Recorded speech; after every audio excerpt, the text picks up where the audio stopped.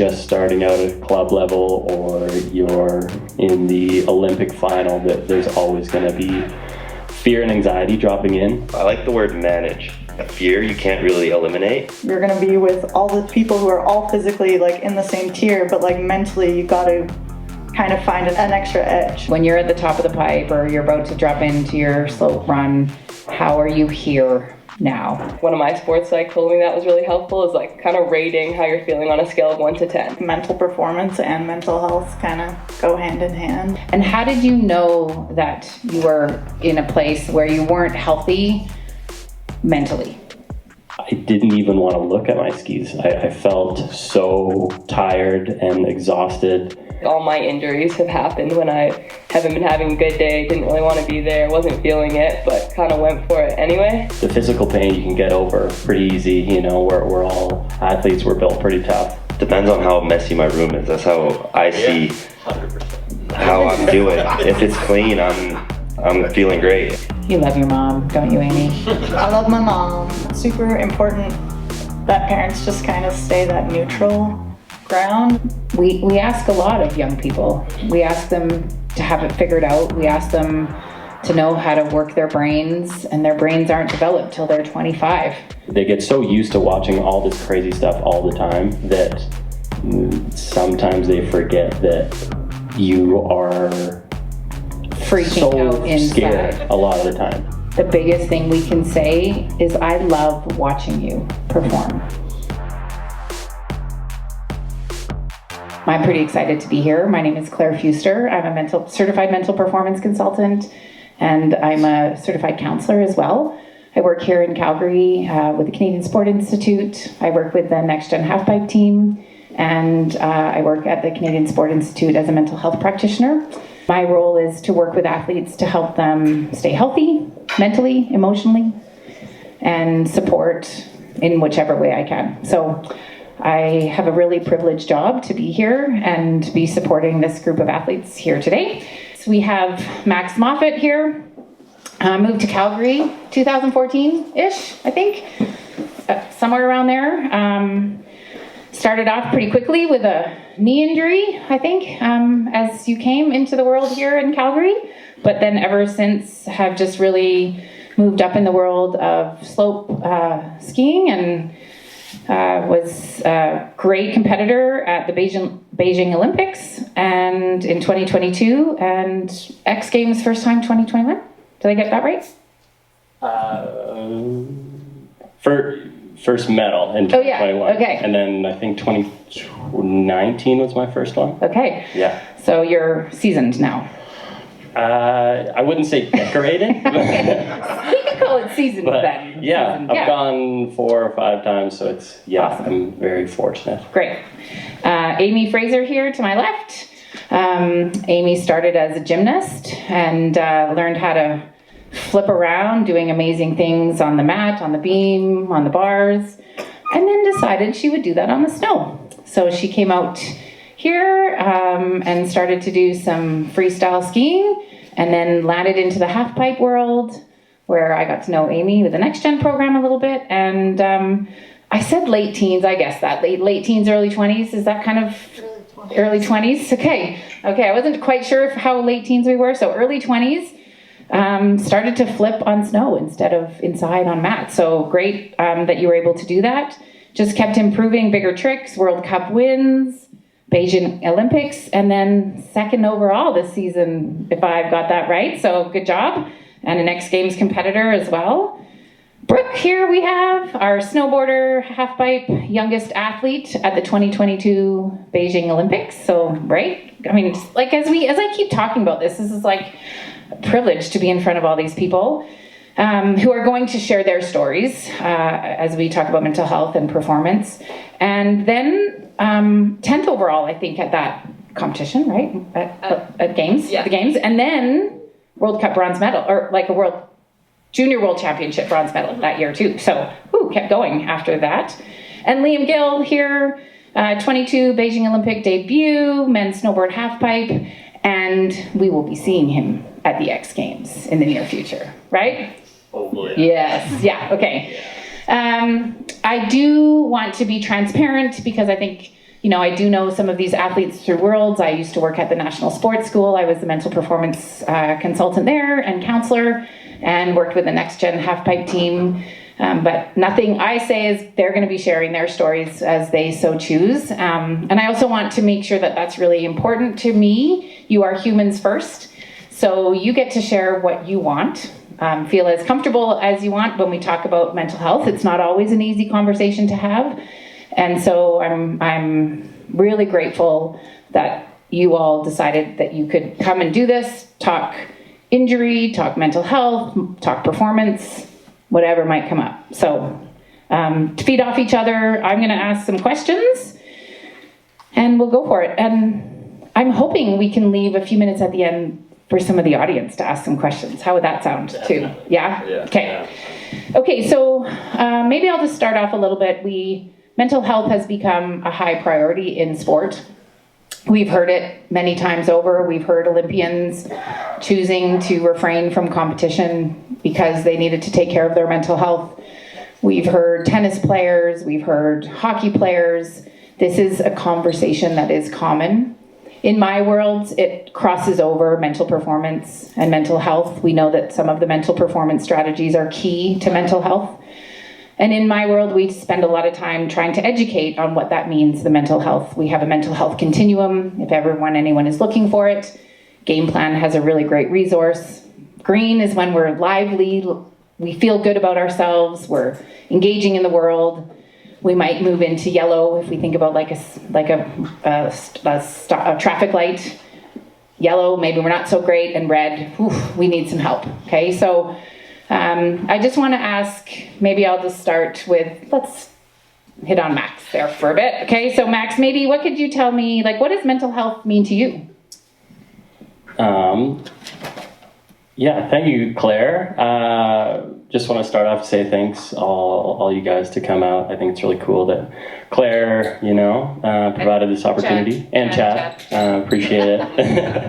Yeah, mental health, I feel like more and more the past 5 or 6 years has been coming up more and more in conversation, which I think is super important. And yeah, it means a lot to me. I think Claire knows that more than anyone, because I've worked with Claire for the past since really 2014 when I moved here, and yeah, she's been guiding me along the way, and can't say enough good things about putting this all together. But yeah, my journey with mental health kind of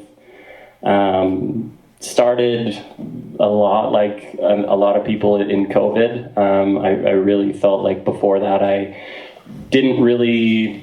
wasn't aware of it as much. I kind of, was going about my merry day, really feeling all good and classic, sitting in a house with nothing to do for a long time and, getting so used to traveling, which is very fortunate, obviously, but kind of feeling like you hit a bit of a wall. And that's when, I started to really become aware of it and acknowledge it and start to deal with it a bit more and around 2020, just because I felt like a lot of people were going through that. And yeah, that's sort of where my journey, I guess, has started. But we'll get to where it's going or ended at a different time. So, yeah. Anyone else want to share maybe where their journey, mental health, mental performance started? Yeah, I got nothing prepared. I'm kind of just freestyling. But yeah, that's cool. Mental health for me, hearing from you, is kind of starting now. So snowboarding for me growing up was just fun. It's not that it's not fun anymore, but there's a lot more at stake, and it's what I do. It's my career, I guess. So now it's things aren't easy, and there's injury, and I'm learning a lot. So I'm just kind of figuring it out.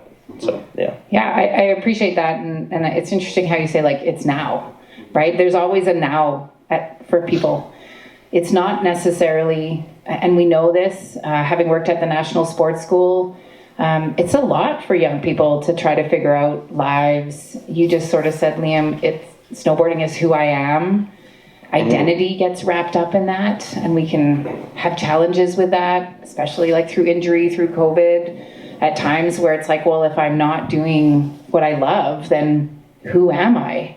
And then we start questioning things. Maybe if I'm injured, who am I? Concussions are a big part of that. Being out of the sport with, number of ACLs I've seen through my work. It takes some time to figure some of that out. So I appreciate you saying it's now. And sometimes we don't really know what that even means. So yeah, thanks for... Yeah, and I've always had a therapist to my disposal, but never really used it or thought about it until like now. So like, and it is a great tool. So instead of being like, oh, I'll just figure it out, I think it's worth diving in. Yeah. Okay, well, let's feed off that a little bit. The idea of having a therapist or mental performance consultant or counselor. And then using it. Right. Yeah. And then why we wouldn't. Maybe someone's willing to ask or answer like, what's sort of the early stages of stigma around like, oh, do I need to see someone? Is one of you two want to jump in on there? Yeah, sure. I think I've seen it, and even like watching my brother, you think, oh, I don't need it, or if I need it, it means I'm not performing well, or I can't do this on my own, which is 100% not true. And I think in my experience, I thought of it more as just a tool for like competition. Like I just need it for contests, and going through injury and different things has shown that it can be a tool for all areas in my life. Yeah, I think that's a really important thing to recognize is, as soon as you start talking to someone, you start to realize all the amazing things that you can talk about, strategies that might come out of that. I should have caveated this with, at any point, if you want to pass, you get to pass. You don't have to answer a question, okay? I feel like we need to have this conversation because might be uncomfortable, like, oh my God, don't give that to me. I'm going to pass on that. It's good media training. Okay, this is really good. Yeah, for sure. Did you look at me in my eyes? No. I was like, don't ask me. Don't do it. No, I just want to make sure that we make sure people are comfortable up here and you can share what you want. I think I said to one of you as I was, chatting with you about coming to this it is going to be live streamed, or we can't be sure that whatever is shared here won't go into the public world. We do like to also recognize that this is their stories. So whatever their stories come out is, we want to make sure that if you are speaking about their stories, that it's really respectful, and but they're here to share it with you. So please make sure that you're respectful when you share it to other people as well. So going back to your point, Brooke, around, starting to meet with someone and this idea that I'm strong enough. Maybe we can just talk about that as athletes in general, this idea like, I'm strong enough, I don't need that. Yeah, I think I can add to that as well. And I find too that even if you aren't feeling like you're struggling or feeling, everyone has some sort of mental issue, not everyone has, how do I phrase this? Everyone has problems in their daily life, regardless. No one is perfect, and there's always going to be ups and downs, bumps in the road. So I think it's also important too. I feel like hopefully breaking that stigma of, oh, I'm really struggling, I need to go do something about it. I think regardless of how you feel, I think it's great to talk to anyone about it, or maybe not anyone, but a sports psych or a therapist. It's always so good to just chat and see, vent and feed off other ideas and stuff. I think that everyone's journey is so different, and I think I got what I need to say there. I think I can add to it too. I think also our physios, our coaches, lots of the staff on the road, our teammates, we lean on them as well, and kind of sometimes they end up with the vent and having to deal with kind of everything going on in our heads. So it's a lot of different people helping kind of support. Mental performance and mental health kind of go hand in hand and help us figure that out. And I was just gonna say, if you don't have a therapist to your disposal, Just talk to your homies or like parents, because it's like there's no need to like make it weird. Just like chat with your friends and just like vent, I guess. Yeah, well, I think this being here is a testament that we all need to be able to talk about it.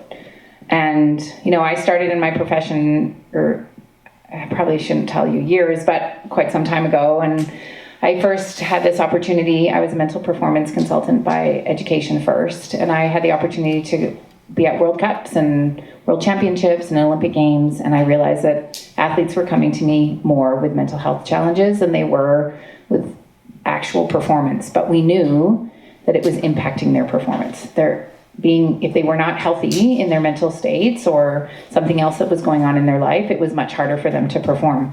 Hence my further education into counseling, so that I could, kind of marry the two and be able to provide support in both ways. Where I'm going with this is, I really thought by now it would be even more open than it is. I think we are saying that it's open, but it's still really hard to ask for support, get the support we need, know what that's going to look like. We often feel, maybe minimized. Grind it out, you'll be fine. And we often aren't heard. And I think having this group of athletes here share that you need to feel heard in that. And we as the adults, with our children, with our athletes, the athletes need to know that they can go to someone. It might be their friend, it might be their parent, but someone that can help support them. So when we think about, the idea of mental health, I'm kind of trying to mirror this too, so that we think about mental health and performance, and the idea that if we're healthier, if we have a better mental health, that we will also probably be better in our performance. Is there anyone that's willing to share a little bit about injury and how that might have impacted their mental health? Anyone want to go there? I'll go. So when I was younger, I actually broke myself up a lot more. I broke my collarbone 3 times in like a year, I think, or something like that. And then since then I've been clean. Like, I've been good. I bruised my tailbone this year, and that was actually my first time getting injured, and I was actually able to compete like within a week. But I've been pretty good, and like that tailbone, even though it like wasn't that bad, it was like, it sucked. Like, Brooke was like, suck it up, like it's not that bad. But oh, Brooke, now we're gonna be like, yes, we hear you, Liam. That must hurt. But yeah, I've been pretty good, so knock on wood. But yeah. Anybody else injuries? But yeah, just even like the bruised tailbone, like mentally, it sucked too as well. Yeah. And it was really not. It was like a week. So yeah. Yeah, and there's longer term injuries we know that are happening. It's a high risk sport. All of you are in high risk sport, or you're landing on a lot of ice and hard things. So yeah. Yeah, for sure. I've dealt with various injuries, sort of from head to toe, really. But yeah, always the hardest part is when the physical pain you can get over pretty easy. We're all athletes. We're built pretty tough. But the mental side, coming back and having mental blocks, or not knowing if you're ever going to be able to ski at the level you are again, or scared of whatever you got hurt on, trying to come back to that same trick or similar stuff. There's always stuff like that where there's a lot of mental blocks coming back from injuries, and even being out from injuries. You get so used to this life of putting your body on the line quite a bit, and it almost becomes like so ingrained in your life, and when it's taken away from you, it's a really big wake up call, and you're not prepared for it. You really never feel prepared for it once it's taken away from you. So it's definitely, I find, a big struggle. Being out and coming back is always a big thing for sure. Maybe I can just jump in. I talk to athletes about the fear. You brought up the fear of like all of you probably feel fear at some point, injury or not. And we talk about our emotional state. All emotions are awesome for us. You might not like that idea that fear is really good for us, because it, protects us. And that's exactly what it's trying to do when, the little amygdala in the back of our brain is saying like, hey, hold on a minute, I'm scared of this. I'm trying to protect you from getting an injury again. And how do we manage that? And whether that's fear of failure, whether that's fear of injury, whether that's just anxiety that has now become part of your daily life, it's the amygdala that's kicking in. And so we need to do some work on, how to manage that, because you are going into experiences where you are going to huck your bodies around, do big tricks, try new things, push the envelope. And we really need to work with our brains on how to manage that, our brains and our body, so that we can recognize what's happening, and then we can do some work around that. I think you were going to share something, Brooke, and maybe I'll move into that afterwards, like some of those strategies that you have to manage some of that fear as well. So yeah, go for it. Yeah, I think for me the hardest part about injury has been that FOMO. You're sitting at home, you're on Instagram watching people learning new tricks, and I think, when you're off, you just want to come up with ways where you can stay mentally sharp and different tools that you can use, that when you do come back, it's almost like you haven't been away, like visualization or watching videos or just stuff to keep you stoked. That's a great start, because some injuries are longer term and we need to find a way to get through some of those injuries. Visualization is massive. I'm sure all of you use it in some way or another. Some athletes really lean into it. And thinking about some of those strategies that will help us get through the injury, but also maybe just in terms of how do you manage some of those fears as you're on the top of the pipe or on the top of those. Yeah, okay. Do you want to go in? Amy's going to start with us. Yeah, I can start first. I think that's yours when it gets close to the. Breathing is probably my biggest one. Like box breathing, or like 2 in, 1 out. I don't know. There's like so many different, or like listening to something calming, like a meditation track, and trying to kind of distract yourself for a moment. When did you first start knowing that was helpful? And I'm going to lean into this, Max, partly. I want you to answer that, Amy, but I remember, and I tell this story because Max shared this to the classroom when I was still at NSS. He came back and he did a little chat with the high school students. And when he was 15, he was like hardcore rap up the chairlift. Fair? Like big music, pump it up, like get stoked, like get fired up. Now, what do you listen to, Max? Do you remember that story? I don't know if you still do, but you can. No. I don't know if you still do, but at the time you were a classical piano guy. Is it okay that I shared that? Like, are you for still? Sure. Yeah, okay. No, it's maybe you didn't know that. It's something I still do sometimes. I used to be way more consistent with it. When I was competing, I'd listen to a lower beat per minute music, and a lot of the time it was classical piano. I grew up, my grandfather played classical piano, and I felt like I would just play Lego in his piano room while he played for hours. So I think it was almost like a calming mechanism. And yeah, obviously when I'm skiing and having fun and cruising, not competing, I'll listen to whatever. But when I started to compete on the world stage, I really dove into listening to very calming, almost like spa music, I felt like my revs were so high, if that makes sense. I was peaking with energy so much, and if I listened to anything with a high beat per minute, I would it was like an overload. Like I would go way too fast into jumps, and take off early on jumps and whatever, and so I found slower music and kind of calming me down would. Good luck at competition, those who are leading. Yeah, have fun, guys. Yeah, have fun. Thanks for coming. Kind of a. Anyways, yeah. Yeah, sorry, I just wanted to make sure.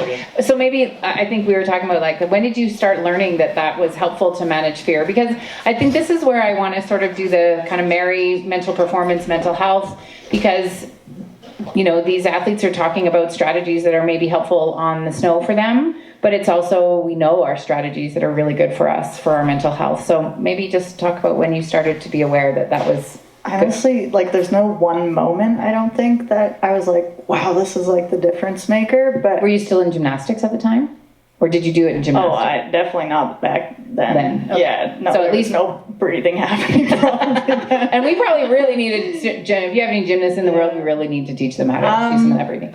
Yeah, I don't know. I think kind of when I started I was competing at lower level, and I honestly didn't think I was going to go anywhere with it. I was just really having fun skiing and wanted to compete and, I don't know, see what would happen. But probably when I started like on Next Gen and started working with you, and I think the mental performance side, you're at the top, kind of like you're going to be with all the people who are all physically like in the same tier, but like mentally you got to kind of find an extra edge, because like everyone can compete well, but not everyone can compete well, but it really makes a huge difference when people have similar skills, right? Like, yeah, you can deal with adversity on a contest day or something. Like, I don't know, sometimes an angry dad yells at you in the lift line and you're like, what is going on? Like, you had nothing to do with it. And then you're like at the top of the contest being like, okay, like just had a super weird interaction, but everything's fine. Like, I'm going to just center back to here. Like, I don't know, like vibes in our sport, I think, especially in halfpipe, are super important.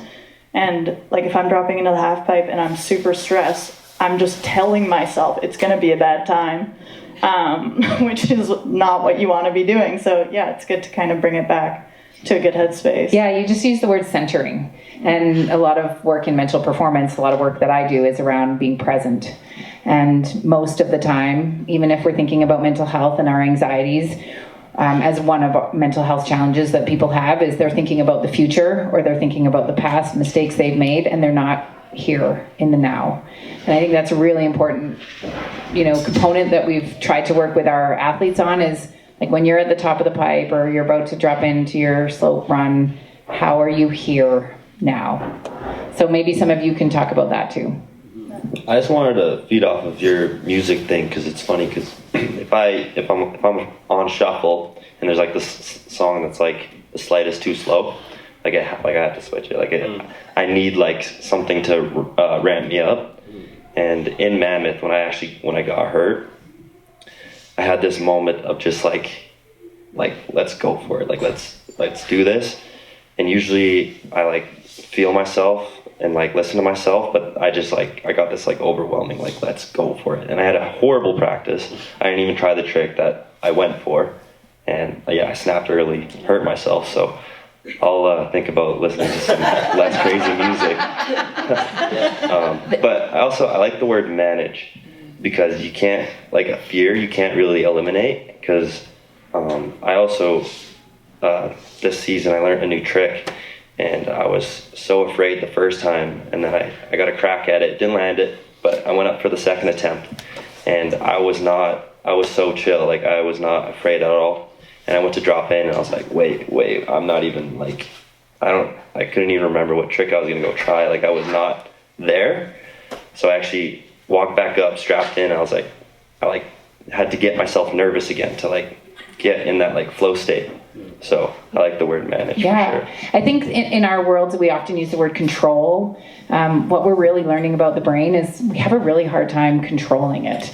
There was a clip I saw, Djokovic was saying like, everyone thinks that I'm so good at focusing. He's like, yeah, I have doubts. If you're in competitive sport, you're going to have doubts. It's what I do with that doubt next. Do I come back to the present moment? How do I learn how to refocus?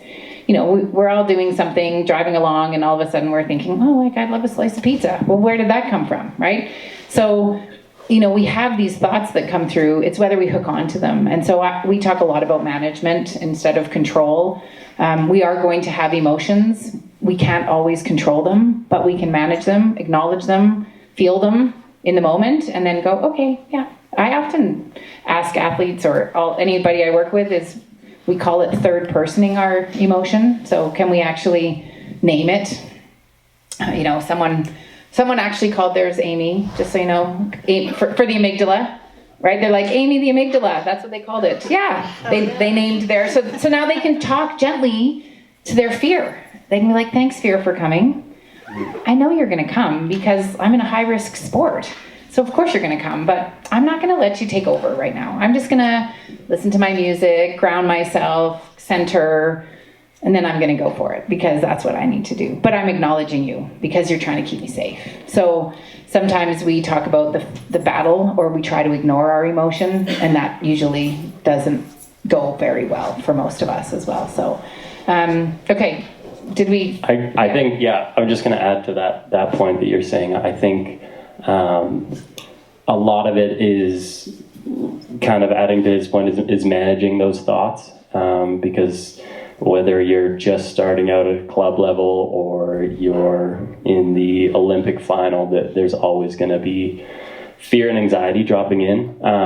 And I kind of just hopping on to your point, the being able to accept what you're thinking and not judging it too heavy, being able to be aware of the negative outcome thoughts that you have and not getting fired up on them, not hooking onto them and saying, that kind of just becomes a loop. And yeah, I think you have to accept that those are always going to be there. And if it's really how you manage those, like the lack of judgment of those thoughts, I think is really what a lot of people's success comes from in high level, whether it's skiing, basketball, and like anyone. I heard a really cool. Sorry, I'm kind of babbling, but I heard a very cool quote from Steph Curry, the basketball player. He's unbelievable at 3-point shooting, and he tries. I mean, doesn't work every time, but he tries to not judge each shot that he takes, whether it goes in or he misses it. It's the shot's done, and he can't do anything about it, and he's going to move on.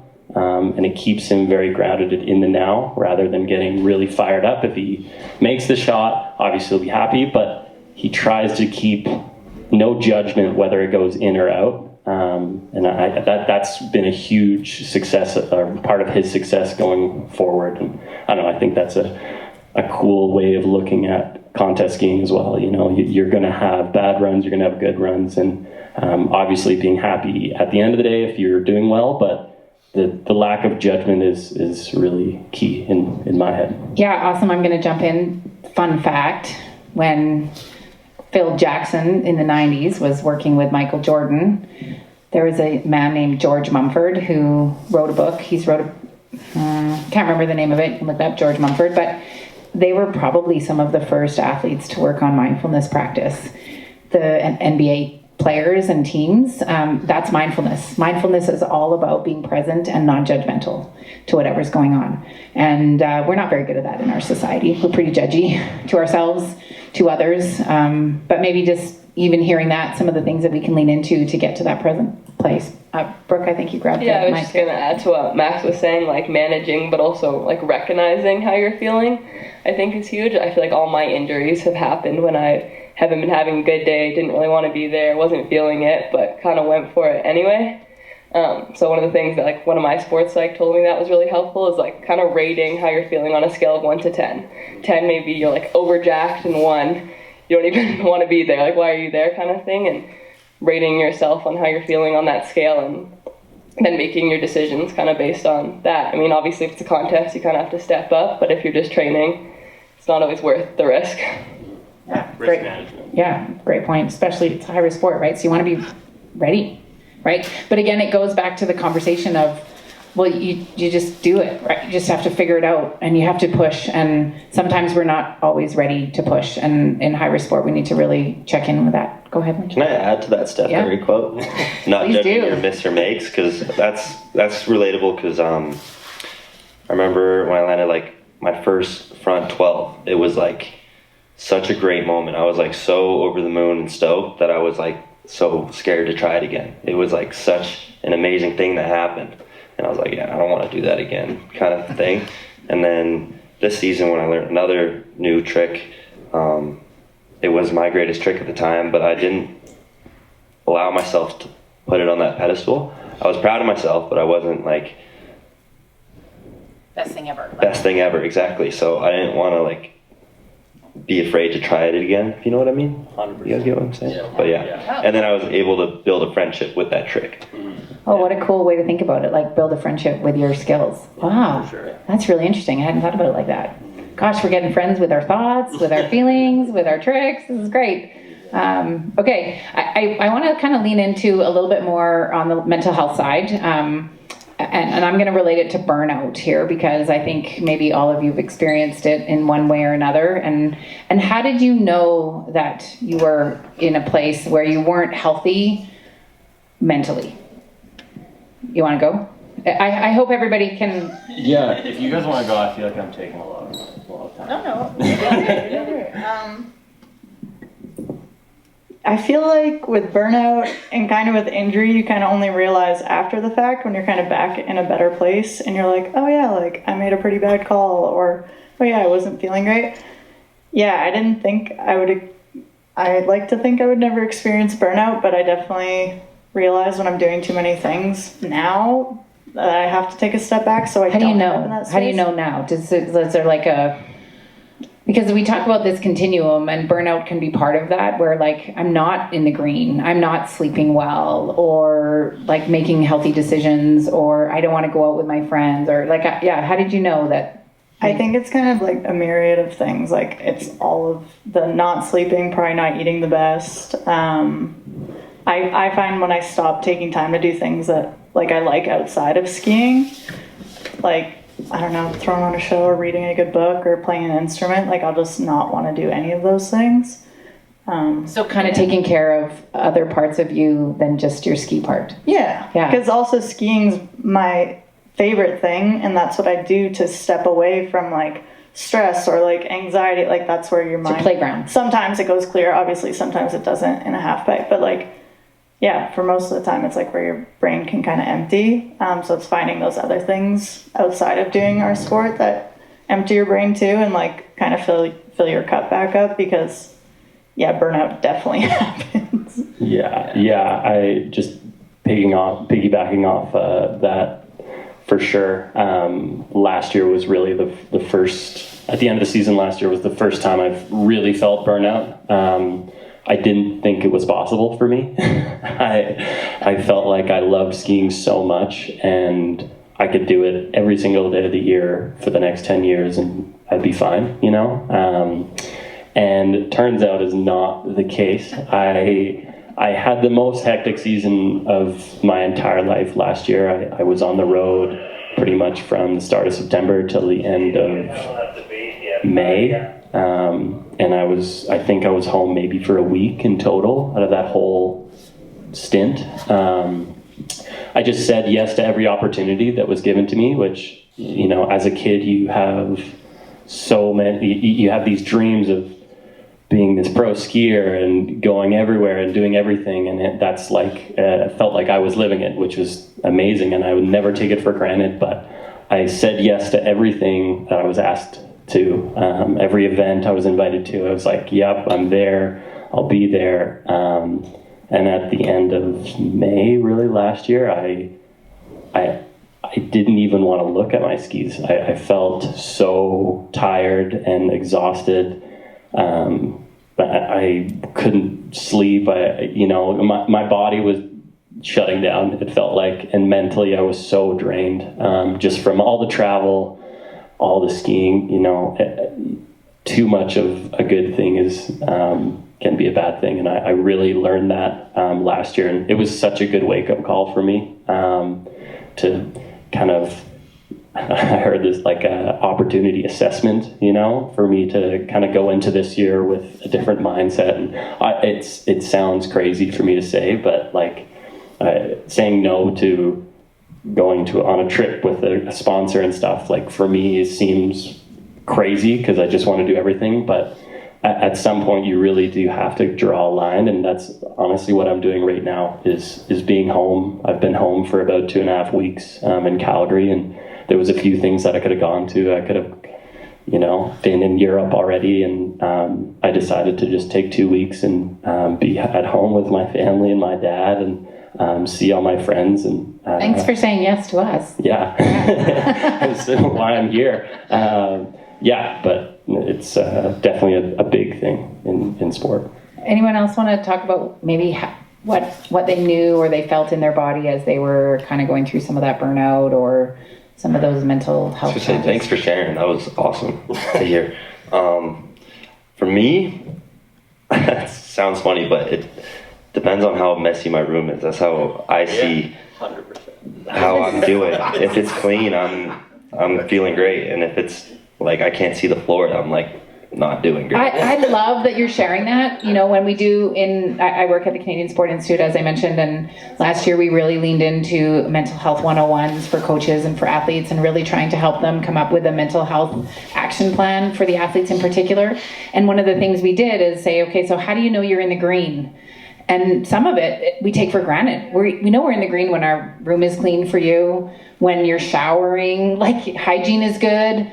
Oh, I haven't had a shower for a week. Maybe I should check in on that, right? But we don't necessarily write those or notice those things until maybe afterwards, or you're in it now, or you get to a certain age, maybe. Yeah. For me, it was traveling, because I'd go somewhere for 3 weeks. And Thanks for coming. Enjoy. Bye. Thanks for coming. Bye-bye. Some trips, it's like my room is clean the whole time, and I learned a bunch of tricks, and it was great. And then some trips, it's like I just let go, and it's just like, chaos. you know. Chaos. Chaos in the mind, chaos in the body, chaos on the floor. Yeah. Cool. I think it's really important for us to get athletes to recognize what are their greens, right? So just having a little chat with, when you're in your best place, what does that look like? Oh yeah, like I can go and socialize, and it's norm too, right? Because not all people like to have clean rooms, and they might be in their best place. If my son's watching, he's in his happy place when his room is a mess. I may not be, but he is. And I think it's really about their norm. So if we're talking like social interactions, if it's an athlete who is very social and starts pulling away from social interactions, that's out of norm. That would be moving into the yellow, into the red. If it's an athlete who is quiet, and even staying more quiet, really not wanting to go out, we just think about what the norm is in the green and how you're shifting to in and out of that. We talk about camps. Most athletes come back from camp in the yellow. Let's be real. You've been with your teammates for this, you've been pushing your body, pushing your mind. Maybe there's team dynamics. Maybe you're getting really annoyed at your coach, whatever it is.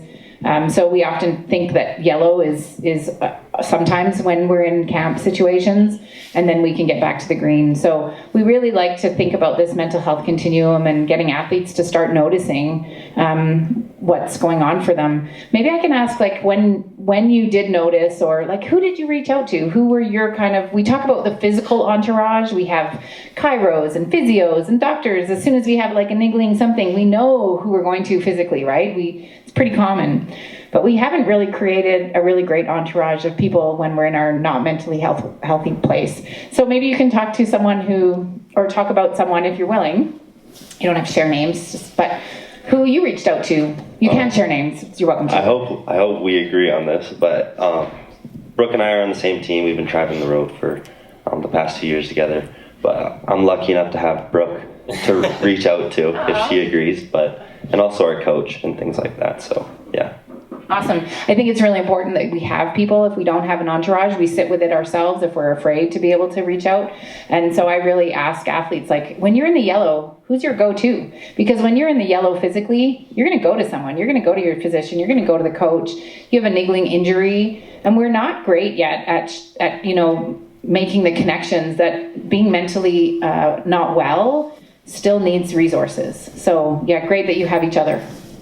Yeah, like Leon said, when I'm having a rough day or things aren't going well with my coach or other riders, it is nice to have a teammate you can just go to. And also, like, when I'm experiencing burnout, I think having a good group of like girlfriends or people to just go ride with. I feel like it's so easy to get stuck in like the grind of halfpipe, where you're just in your zone, lapping the chairlift all by yourself, and fully in your head. So it's nice to be able to take some runs with your friends and just find your love for snowboarding again. I think that gets lost easily when you're hiking the pipe, dropping in and doing one trick all day. Yeah, I call it trick chasing. Like and when I was at National Sports School, kind of this time of year, the alpine skiers were points chasing, and all it was the pressure of performance, and that might even lead into some of our mental health challenges with some of the pressures that athletes feel as well. So yeah, I think you're going to add to that maybe. For sure. Just adding to Brooke's point, like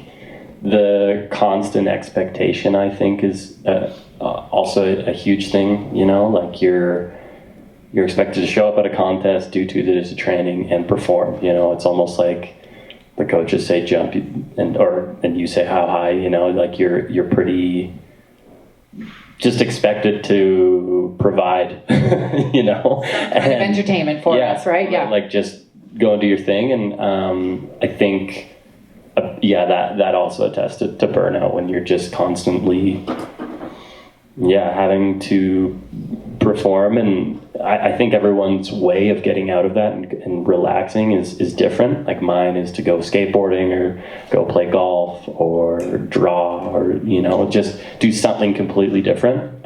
Or just go skiing and not in a setting where anyone's watching you. Just go have fun. And like, that's really what it all comes down to at the end of the day. Like if you're not having fun doing what you're doing, I mean, not every day is going to be fun.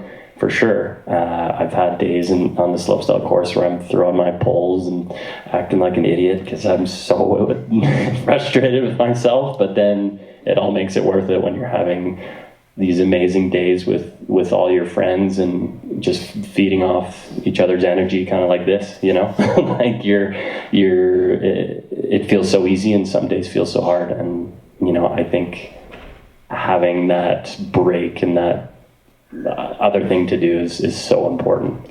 Yeah, thanks for sharing that. And you share that too, like having something else to do, having friends to go with. I think that I've spent some time recently with some younger athletes and parents, and I think we ask a lot of young people. We ask them to have it figured out. We ask them to know how to work their brains, and their brains aren't developed till they're 25. Maybe we're asking a lot, and we need to think about how much we're asking of them, how much pressure we're putting on them, not necessarily us individually, but the society of that in sport, what that looks like, having to perform, get there, show up, do your thing. But really recognizing that everyone in this room, everyone who's watching, you're all part of how to help athletes stay healthy through the process. Maybe I can ask you if there was something you could say to coaches, to parents, to other athletes around, you know, how do we help support athletes in their staying healthy? You know, mostly we're here talking mentally healthy, emotionally healthy. What would you want to tell coaches, parents, whoever? Ponder that for a minute or go for it. Well, I think always a good thing to start off with as a coach and athlete relationship is like the athlete needs to be doing what they're doing because they want to, not because they have to. You know, if you're in it for the wrong reasons, I think that is the first step of, you know, getting burnt out, getting hurt, getting over it. You know, you need to love this sport as like it's. You could love it and still struggle. Exactly. Right? I love it more than anything, and I hate it sometimes.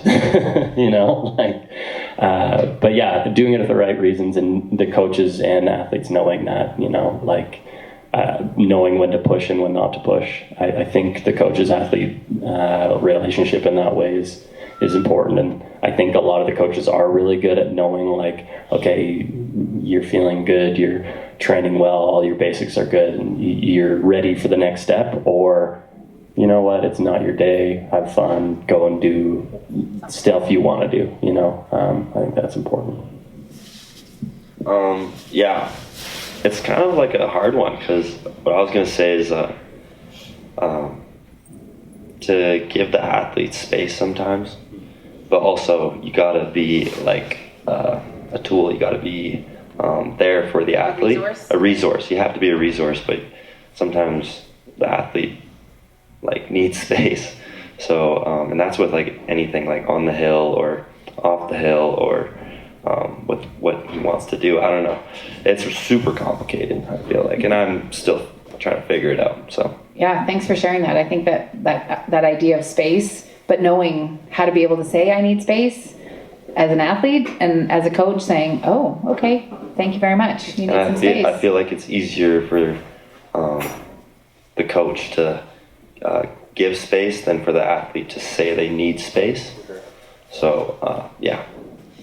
Again, thanks, because we know that there's, thank you, power dynamics in athlete coach relationships, regardless of how great you think your relationship is. So I think you sort of said, Max, jokingly, like coach says jump, you say how high. We have to be careful with that kind of like idea, but that's what happens, right? So really trying to navigate that relationship with the coach, parent, whoever, to say like, I don't want to ask again, but try to have this, I'm going to ask you, athlete, do you need space, or how are you today? I think, and I have no doubt most of you in the room ask that question, but sometimes we forget that question when we're trick chasing, right? We forget that sometimes. Do you two have anything you want to add about what was the question? Oh yeah, what would you want to say to coaches or about like how they can help support your mental health?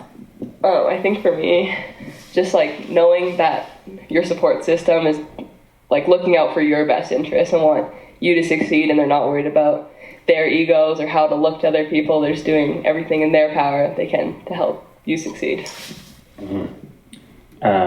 Well, yeah, sorry. One more point. I think, sorry, did you want to go? No, you got it. I'm just like, sometimes my brain is like, okay, I need to share now. Yeah, I think, what was that? Sorry. I need to go. You go. Do you remember it? No, you go. Okay. Come back to me. It'll come to you. I was gonna say something honestly super similar to Liam. I'm pretty good at just shutting down when everything gets too overwhelming, or like if I'm trying to figure something out on a day and I'm getting so unbelievably frustrated. I'm not very good at the pole throwing, but I'm really good at just internally like just beating myself up, and I have a really, or I guess I used to, like especially at the start of the season, that's something I learned. I had a hard time telling my coaches because they're there to help you, and they're like, everything's fine in their day. They're like, yeah, I had my coffee, weather's great, skiing's great, and you're out there and you're like, this is like I feel insane. Like I know all these things line up, but internally like I just can't figure it out. So I'm working on it, but like trying to like, I guess, work on that communication with your coaches or support staff, or having someone on the hill. Sometimes it's not even my coaches. Sometimes I talk to my ski tech and I'm like, yo, I need someone else telling me what to do just for like 5 seconds. Yeah. 100%. Yeah. And I just to add to that too, like, I think a lot of the time coaches and parents sometimes forget how much fear you're going through for each run or every new trick you try. Because a lot of the times, coaches are at the top of the pipe or on the jump and watching tricks over and over and over and over and over, and they get a bit blind to it, or not blind, but like they get so used to watching all this crazy stuff all the time that sometimes they forget that you are freaking out inside. Scared a lot of the time. And like for example, if I tried a new trick and it went well, but I could do something different, if I have a coach coming up to me after and being like, okay, well, your pop was early and you missed your grab and da-da-da-da, it becomes like, I think every coaching style is different, but I sometimes need a bit of a carrot, being like, good job. you did well. Like, that was sick. Here's what we could work on, instead of like just going to the technical stuff, and realize, I think, I think I said this earlier, like we all get caught up in the trick chasing, right? And to be reminded that we all need our tires pumped a little bit to feel good about what we've done, because like just to get through that trick, like I had to do a lot to just get there. So let's just embrace that for a bit. And realize, like the coaches and parents hopefully realizing that it was a really big deal to you, and maybe that's all internal, like it's all making that up in your head, but it usually is, and putting down a run that you're stoked on is a big deal, and having that positive reinforcement. Maybe not for everyone it works that way. Sometimes people need a little fire under their butt and be like, that was bad, do it better, As long as we stay safe, sport. Yeah. Right? Like, jump on that. Okay, I realize we just spent some really great time, but we wanted to leave some time for chats and some questions. So is it okay we go a few more minutes for people who hopefully someone has a question? If you're uncomfortable with it, you can come up and whisper in my ear, or you can come get the mic, or you can just stand up and ask away. Just shoot. Yeah. I I'd just be curious for all of you, presuming that you've taken some of the strategies you've learned or developed for managing your mental performance and in sport, high performance, out into the common world outside of your sports. How has it impacted your lives outside of sport, those strategies? I don't think I've gotten there yet, but thanks for sharing. Now that'll be in my head, and I'll start thinking about it every day of my life. But yeah, I think things like even up here, right? So this is not skiing or snowboarding, but you're in front of people. Maybe you have some like fears around. I was literally just gonna say. Sorry. No, feel free. But last year, I did a speech, like one of my first speeches. Speeches are not my thing. Yeah, that was like super scary. But the second I did it, it was like, okay, now I can talk in front of anyone. So now I can I'm doing this. I'm sure, I'm a little nervous, but I'd probably be freaking out if I didn't do that one before. So yeah. Other strategies in regular life. I use breathing all the time. If I'm nervous or stressed, I don't know, you walk into a room with a huge group of people, it's so easy to just take a deep breath and, I don't know, relax. I don't know, just stuff like that all the time. There's, social anxieties as well in front of a lot of people like this. I think subconsciously we are probably using a bit of the contest mindset to get through it. Not that we're all freaking out, but yeah, I think there's a huge overlap within sports, sport mental training and just real life anxiety and stuff like that. I think, using, we've gotten so used to and accustomed to this anxiety for competing and having a lot of adrenaline rush and endorphins and stuff, but I think when it comes to just everyday anxiety, we're worrying about emails or worrying about sponsors, sponsors, taking my car into the shop, it could be anything. And I think definitely using all of the stuff that you think about while skiing in everyday life, that's why I think sport is so good for younger kids, that it just teaches them so much. And I feel like that's what we've, You brought up social anxiety. It's something I work with a lot of young people with. There's a lot of judgment in the world. Their social medias are creating a lot of stress for young people. And I know young people, if we're talking about it, we use visualization. Imagine what it's going to be like to go into that big room of people. What are you going to do when someone walks up to you? Let's have a little role play around it. All of you visualize your performance. All of you visualize how you want to feel at the top of the pipe or the run. And so we can use some of that as we move into some of our worlds as well. Social anxiety.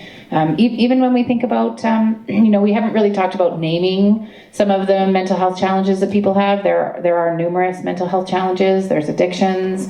We know a lot of people struggle with anxiety. They wake up in the morning and their belly is really nervous. Their heart rate is already high when they start their morning. Some of us may not be able to relate to that. Maybe at different times we can relate to that. The worries that happen about what ifs, worst case scenarios are happening for people. We really try to work on some of the strategies that you're talking about to try to manage some of that. So I like to sort of, as my early work, working with young athletes, I'm like, these are great sports skills because we're talking about it with the umbrella of sport, but man, these are life skills too. So yeah, thanks for the question. I have a question about visualization, a little bit deeper into that. So from all of your perspectives, so when you're standing there at the top of your competing run, so do you visualize every single trick that you're going to do during that run? I usually, before I drop in for any contest run, go through the whole run in my head and I land the tricks perfectly. I do my run perfectly in my head. And just, I don't know. Yeah. I'm always kind of visualizing, especially the day before a contest. I probably err on the maybe too much side. Sometimes I'll catch myself doing my run constantly in my head, just on a loop basically. But like kind of have to find your balance. yeah, like, you where can that works. overdo that for sure. So like learning to maybe like that you can visualize too much, because you can start visualizing crashes. And I've definitely done that before too, where like I'll be standing at the top of like a contest course for slope or for pipe and being like, oh my gosh, what if I fall like that exactly how I did in training? And I'll like see exactly how it happened in my head and drop in and literally do the exact same thing again and be like, cool. So could have like thought about that a lot differently. Yeah, I think it's super important.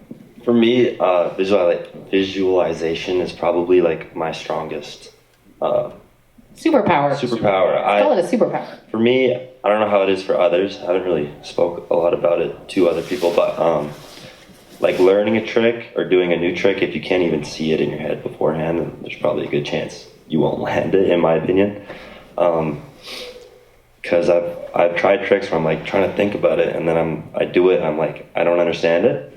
But over like the years of air awareness and learning things, like I'll try a new trick, and I'll be sitting on this trick for months and months, and I see it makes sense, and then I try it, and it's literally exactly how I thought it would be. Yeah. So I think visualization is like literally like super powerful. It is, and I really like to think about our superpowers as athletes, because if we can get a competitive edge on some of these, we have so many injuries. I think that's a superpower when athletes are going through injury at some point when they're coming back onto snow.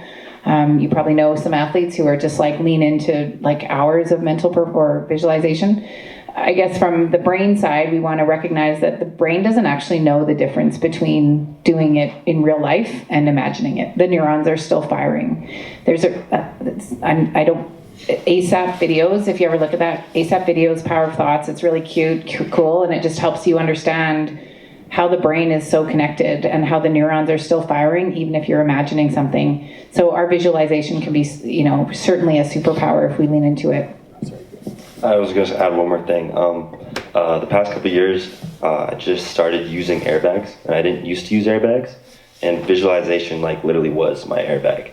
And now that I'm starting to use airbags, I kind of have to like remind myself to like keep using visualization, because I feel like airbags kind of like numb that in a way. It starts becoming a feeling, not a visual thing. So like, yeah, remembering to like spot your landings and all that instead of just, oh, I landed it. You know what I mean? So. And to Amy's point, athletes come to me and go, Claire, I can't visualize because I crash. I'm like, okay, hold on. Guess what's happening to the brain? The brain is feeling fear. Guess what it's going to do? It's going to be tight. It's probably going to, if we think about the relationship to visual and real life. So I really recommend athletes to do a little bit of calming, breathing before they do their visualization, get into that headspace so that then they can actually visualize it and doing it well. For sure. Yeah, sorry, Brooke. Yeah, I think there's also a big difference with like there's good visualization and bad visualization. Such a hard word. I don't know. Yeah. Especially under pressure.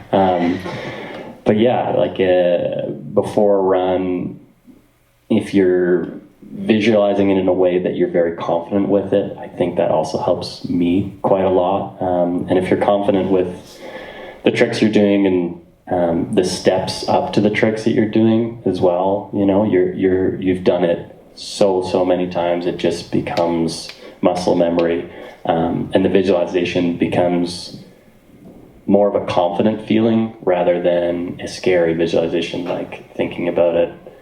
And when you're nervous and stuff, visualizing, I find it the bad thoughts might creep in a bit more than confident visualization. Yeah, we can certainly use visualization for a confidence building strategy. For sure. Right? If we can see doing it, we can feel it. Feel versus real, for sure. Yeah. Yeah, I kind of agree with everyone too, and kind of like you said too, your brain doesn't know the difference from like landing a trick or the visualizing too, or like doing it in person or visualizing. And I think sometimes if I have like a bad practice day and I keep like butt scooching on a 7, just like visualizing myself landing it or just pretending I kind of did land it even though I might have slipped out, just like tricking my brain to think I did land it, and just because I didn't land it that day doesn't mean I'm not going to land it like the next day in contest. Awesome. Butt scooching. I hadn't heard that before. I learned a new word. Yeah, we have a question. Currently, right now, I'm playing collegiate baseball. So I like just picking other athletes' brains, seeing how they think at a high level. When that pressure starts to get on you, how do you turn that pressure back into like the passion you had for the sport when you were a kid? Because that's kind of where I'm at right now, where the pressure is kind of like overtaking me in a way. How do you turn that just back into passion and back into focusing and competing at that high level? Great question. Yeah, really good question. Amazing question. I think it all comes down to your relationship with the sport, and if you really love it, then you will be able to turn the really high stress into motivation. And I think there's so many tips with like breathing and meditation. It really helps me as well to, you know, turning pressure into motivation. You know, like pressure is privilege. You are at this place for a reason, and you've worked hard to get here, so there's no reason for you to be stressing about it. It's kind of like the same thing as the non-judgment, like whatever happens, and I'll be happy with the result regardless. I think. Or I'll be neutral with it. Yeah. I mean, I'll be happy with it, but I'm not going to be like really angry with it. Yeah. Okay, so for me, everything I say is the past couple years. The past couple years have been big for me, but yeah, the past couple years, I've been able to do quite a bit of community work and giving back, and that for me, honestly, is probably the most rewarding or fulfilling thing, and it truly like reminds me of like why I love what I do, and just to like help out a little kid and see that kid thrive in like an environment is just like so cool for me to see. Like I love that. So like last year, coming off of like a super long season, I was pretty burnt out, and then did some community work, and then went back into a camp, and I felt like a new person. So yeah. Is there a bit of community work that you'd like to share and plug here that you have been leaning into? Because I think it's important to do that if you want to. Yeah, so I'll start with at the 2022 Beijing Olympics, I was the only Indigenous male at the games. So with that, I went up north to where my grandmother's from, and they had snowboarding, but not a lot of kids have tried it. There's not really a program. So I went there to like teach a bunch of kids, and then it was amazing. It turned like I went back the next year, and they all took what they learned. Like the first year I went there, I spent 3 days like running up and down the hill, and then the next year I came back, they were all like ripping around, shredding. So they took what they learned and was able to use it as like an outlet. Because up there, like I don't know if you guys been up in the Northwest Territories, in like a very small town, there's not a lot to do. And being a kid, like it was just an outlet for them, I guess, and they used it, which was super cool to see. And then I had this event called Lima Friends that I hosted at Sunshine, where I actually was able to bring them down to Banff, and they got to ride on a gondola for the first time, a lift, a run that's longer than 20 seconds, and it was just like, doing that was just like, oh my god, like this is why I love snowboarding, because snowboarding gave me that opportunity to do that. So yeah, giving back, I think. Yeah, thanks. I wanted to give you an opportunity, so appreciate what you're doing there, Liam. And I think to help sort of maybe bridge that is sometimes when we get caught up in the pressures, we're really in ourselves. And sometimes we need to get out of ourselves and do some of that work. Go hang out with some little kids playing baseball somewhere, you know, have a good time with them, seeing them yelling and screaming and being like, wow, can I do that? Like, what if I yelled and screamed at, you know, I mean, I know that seems inappropriate, but I think we take the joy out of sport at times because of that pressure that we're having. I often, probably all of you have heard this, I talk about the get to list as opposed to the have to list. When we're focused on the pressure, we're in the have to brain or mindset. I have to perform, have to get this trick, have to land this, have to make it to this team, have to prove whatever because it's costing a lot of money. which moves us automatically into the fear response coming in. There's expectations, pressure, obligation. If we're in the get to mindset, I get to go, I don't know what position you play, but like maybe you're like great hitter and I get to go like whack that ball. Holy moly, like that's awesome. Or, you know, I get to really have a great time with my teammates, or whatever that get to is for you is it comes back to that present moment. A lot of these athletes probably like every once in a while at the top of the lift are like, oh my gosh, look where I am. You know, just like this gratitude of like, I'm somewhere where everybody wishes they were and I get to just be here for a moment. So really trying to take some of that in instead of like that overthinking space. So I think you were going to add something. Amy, I wanted to add one more thing, because you said, I can't remember what you said, but yeah, what we do is literally, it's about us. Everything we do, there's a whole crew and team of people helping us. We don't really do anything for anyone else, really. We perform. So to like literally just, I don't know, like go throw a ball with a kid, like, and that like, I bet you like you'll feel 1,000 times better. So, yeah. Did you want to add? Just want to make sure. Yeah, piggybacking off that as well, like realizing what reasons you're in the sport for, and you know, being grateful for the opportunities that are given. I think for me, always take away the stress and, you know, put into perspective what a crazy life we live and how fortunate we are to do what we do. That is always makes my, you know, stress and anxiety turn into joy and motivation, you know, that just, taking a second to look back and see where you are, realize I'm here now and I'm having so much fun doing it, as much as sometimes it doesn't feel like that all the time, you know. It's a huge part that I think everyone can do, not just in sport and in their daily life. Okay, how about one more question? I think we could go on. I could, like, this is like, I'm just like in my happy place here talking to these athletes about mental health and performance and their stories. So yeah, go for it. Just wondered if you could, and by the way, congratulations on your incredible journeys and how far you've come. You've made Calgary super proud of Canada, so we're very grateful to you all. Hey, yes. Just wondered if you could give some advice to parents, because, you know, since we didn't have your journey and we never took, you know, our sport to the level you have, and, you know, as parents, you always want the best for your children, and you're always kind of like, you know, mucking around too much, and, you know, like you're, like, for example, you know, like now I know my son's a better cook than me because he cooks on the road all the time, and, you know, and so, but just, you know, what advice do you have? I've tried to, you know, because it would be, sometimes, you know, parents want to get involved in that mental health world, and it's not the right place for us to be because you've got professionals around you. But any other advice for parents, I'd really appreciate it. Thanks, Dad. You're cooking dinner tonight, I guess, then. Hey, Max?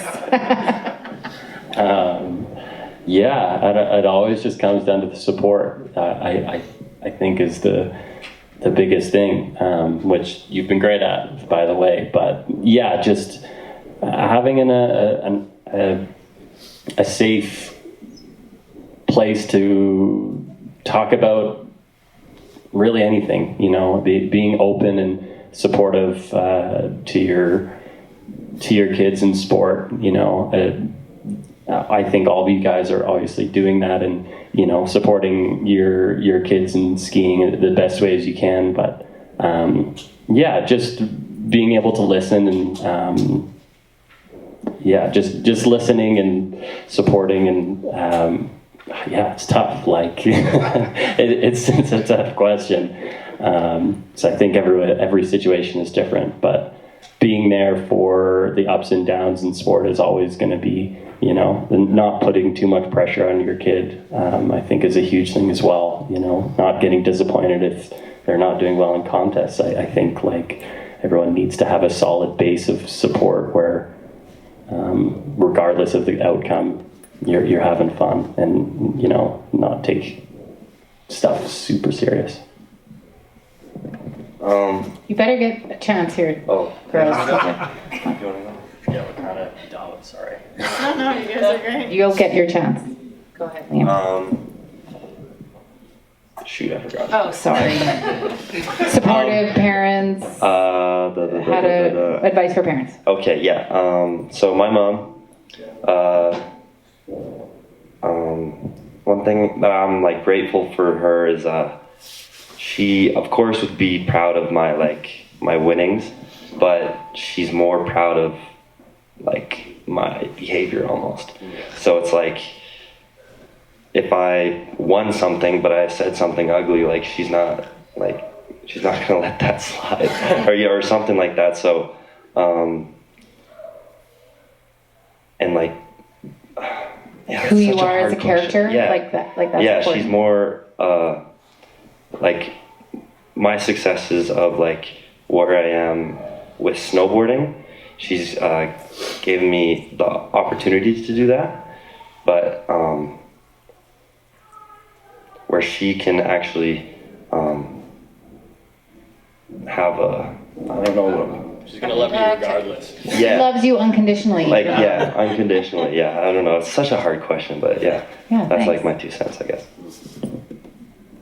You love your mom, don't you, Amy? I love my mom. Yeah, I don't know. I think it's super important that parents just kind of stay that neutral ground, that like they can listen to the highs, the lows, and I don't know, not pass too much judgment, because like, yeah, we're gonna probably have a bad day with our coach, and then the next day love them, and like it's just great that parents, or like especially mine, I can vent about that sort of things with them, and like they don't really have an opinion about it. Like they're just like, yeah, for sure. Like they're just, my mom always jokes, she's like my sports psych, physio, home, like professional cook on the, like, you know, like she does every job, and honestly she kind of does, but like her biggest one is like just listening.